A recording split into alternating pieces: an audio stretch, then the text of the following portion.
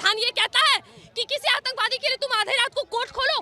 कैसी सरकार थी उस वक्त, कैसी सरकार थी उस वक्त? तुम्हें गंगा जमुना तहजीब नहीं दिखी कि वो आतंकवादी जो इतने हिंदुओं को मार चुका है, हमारे मंदिरों को तोड़ा गया था, उस वक्त तुम्हें गंगा जमुना तहजीब नहीं दिखी? आज जब हमारे हिस्से की बात आ रही है तो तुम्हें गंगा जमुना तहजीब याद नहीं मनाना ऐसा भाईचारा जिसके नाम पे चारा बन के हम लोग कट गए। हमें पढ़ाया गया आधा इतिहास, क्या अहिंसा परमो धर्म, उसके आगे का लाइन क्यों नहीं पढ़ाया गया कि धर्म हिंसा तथा बचो?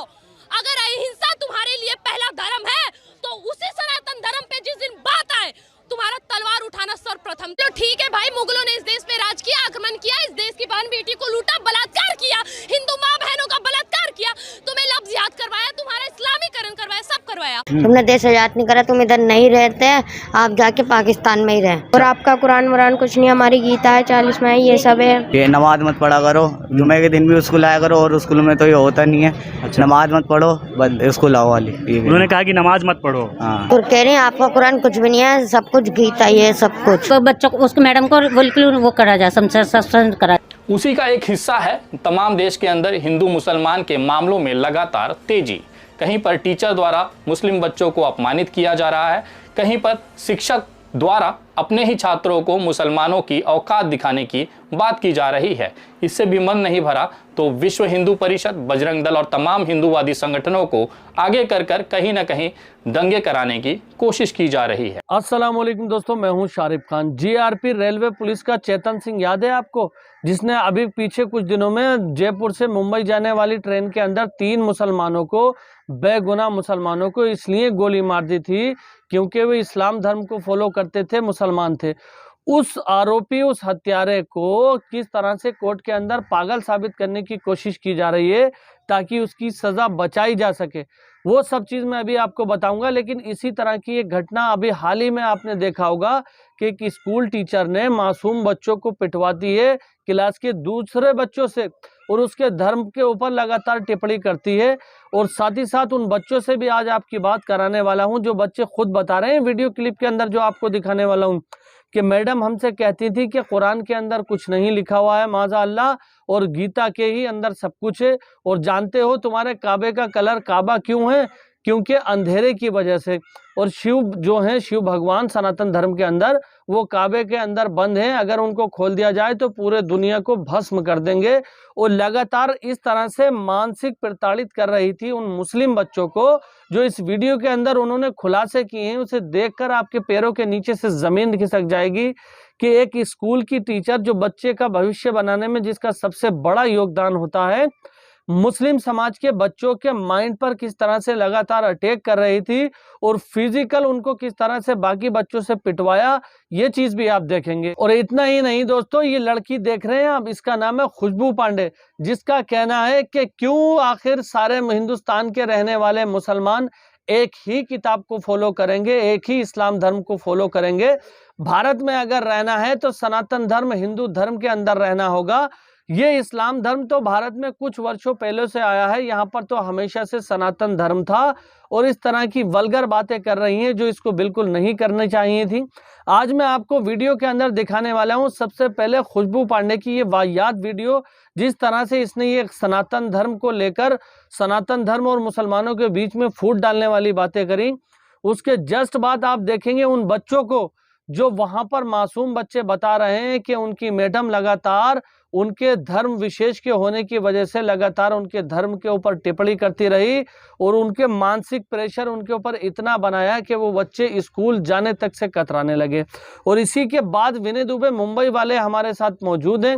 विनय दुबे मुंबई वालों की वीडियो क्लिप देखिए, जिन्होंने खाट खड़ी कर दी इन जैसे सारे अनभक्तों की, खुशबू पांडे की, और वो टीचर जिसने मुस्लिम बच्चों को मानसिक रोगी बनाने का काम किया है, उस टीचर की किस तरह से धज्जियां उड़ाई है विनय दुबे मुंबई वालों ने, इस वीडियो क्लिप के अंदर आप देखेंगे।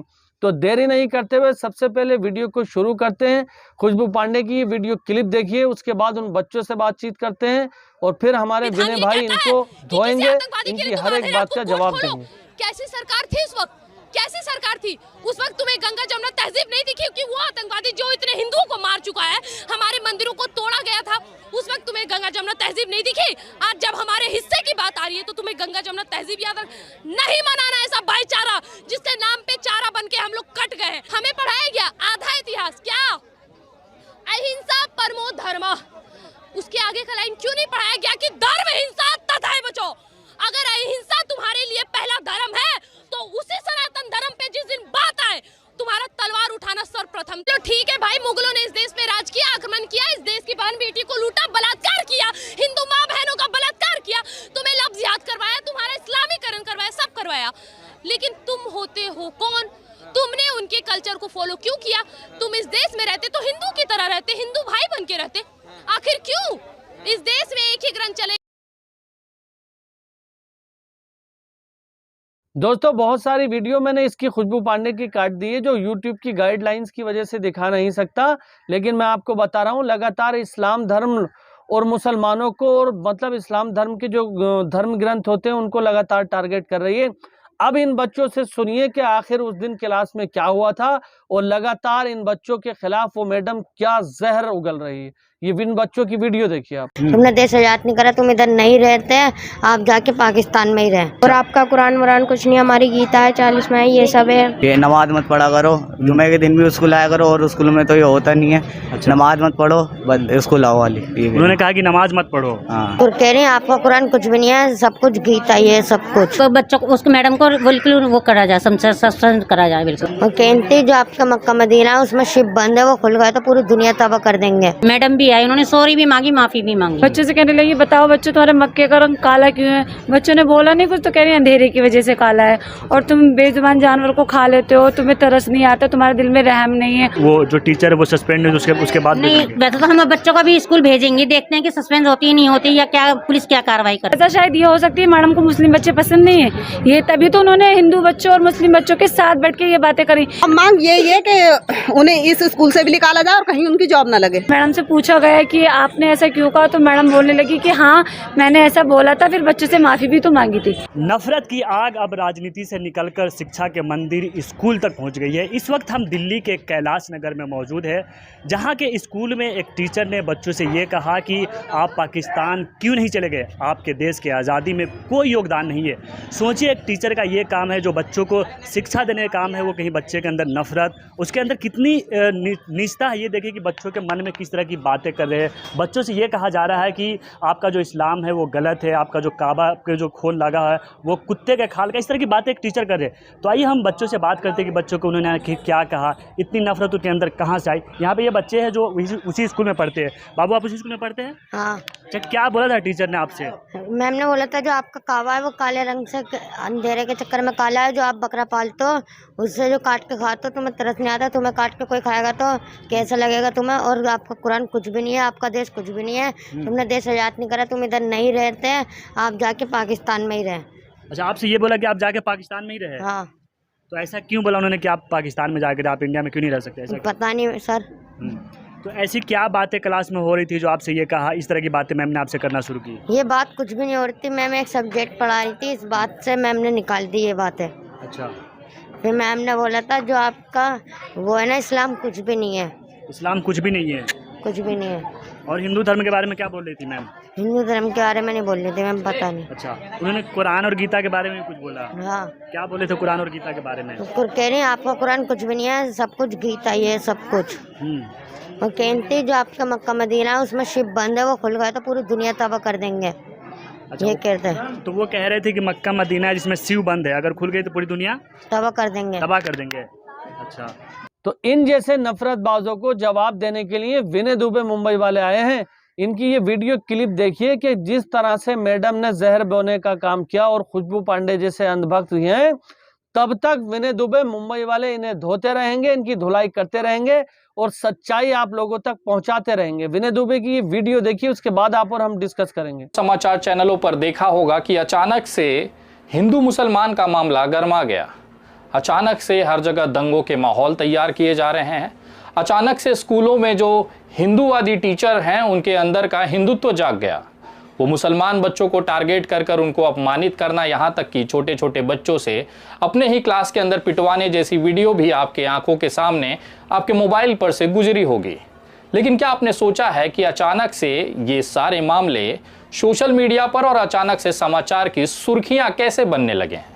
अभी तो कुछ भी नहीं है। मैं आगे जो आपको रहस्य उद्घाटन करने जा रहा हूं, वो सोचने के बाद, वो देखने के बाद आपके पैरों तले की जमीन खिसक जाएगी कि आखिर केवल एक चुनाव जीतने के लिए एक सत्ताधारी पार्टी किस तरह से कितना नीचे गिर सकती है, जो अपने ही देश के अपने नागरिकों की हत्या करवाने से भी परहेज नहीं करती है। आज के वीडियो में मैं सबसे बड़ा खुलासा करने जा रहा हूं कि 2024 की जो चुनावी लोकसभा की पृष्ठभूमि है वो आखिर कैसी है। दरअसल लोकसभा चुनाव 2024 कभी भी हो सकता है। ये बातें मैं इसलिए कह रहा हूं क्योंकि लगातार सत्ता पक्ष यानी कि भारतीय जनता पार्टी इसकी तैयारियों में लगी हुई है। वो अचानक से चुनाव की घोषणा कर विपक्ष को सरप्राइज करना चाहती है। वो ये चाहती है कि हम तुरंत से चुनाव करा लें और विपक्ष को मौका भी न मिले ताकि वो अपनी तैयारी के साथ चुनाव के मैदान में उतर सके। टीचर द्वारा मुस्लिम बच्चों को अपमानित किया जा रहा है, कहीं पर शिक्षक द्वारा अपने ही छात्रों को मुसलमानों की औकात दिखाने की बात की जा रही है। इससे भी मन नहीं भरा तो विश्व हिंदू परिषद, बजरंग दल और तमाम हिंदूवादी संगठनों को आगे कर कहीं न कहीं दंगे कराने की कोशिश की जा रही है। मैं अब वो खुलासा करने जा रहा हूं जिसको जानना आप तमाम लोगों के लिए बेहद जरूरी है। आज भारतीय जनता पार्टी के पास चुनाव में जाने के बाद उन्हें जनता को दिखाने के लिए कोई खास मुद्दा नहीं है। उनके पास हमेशा से केवल एक ही हथियार होता था, वो है हिंदू हमेशा खतरे में है मुसलमान की वजह से। भले मुसलमान की आबादी 20 करोड़ की भी ना हो, लेकिन उसकी वजह से 100 करोड़ से ज़्यादा हिंदू आज खतरे में हैं। भारतीय जनता पार्टी की ये मोडस ऑपरेंडी हर बार चुनाव में सफल होती आई है, लेकिन इस बार कुछ बड़ा होने जा रहा है। आप जानते ही हैं, देश के अंदर राम मंदिर का मुद्दा सबसे अहम मुद्दा था, लोगों के आस्था का विषय था।